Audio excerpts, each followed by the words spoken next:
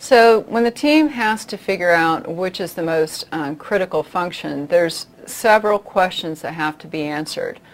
In most profit-oriented companies, it's which one directly affects our revenue stream, because profit-oriented companies have to have continuous revenue stream to keep afloat.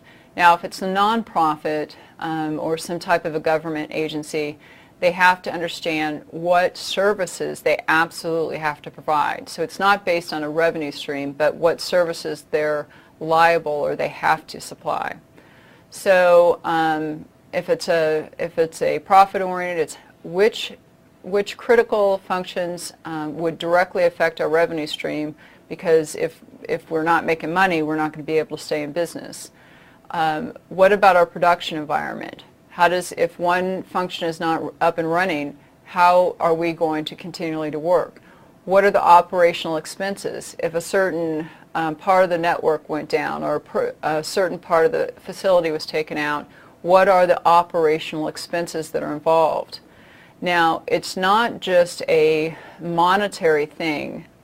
This team also has to look at, if we can't get up and running or if we can't continue our services, how is that going to affect our reputation, which is the confidence that our customer base has, our shareholders, how much of the market we're going to lose. So that's more of an intangible versus the tangible monetary values.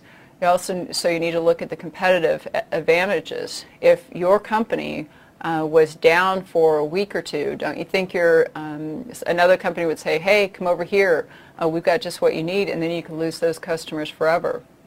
You also need to look at what your contract agreements are. Like I said, that BCP is part of business decisions now.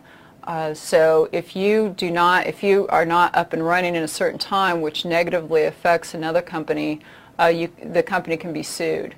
If you're not up and running or protecting the data as you're supposed to, then you could be breaking laws or regulatory requirements. So then you would be facing penalties.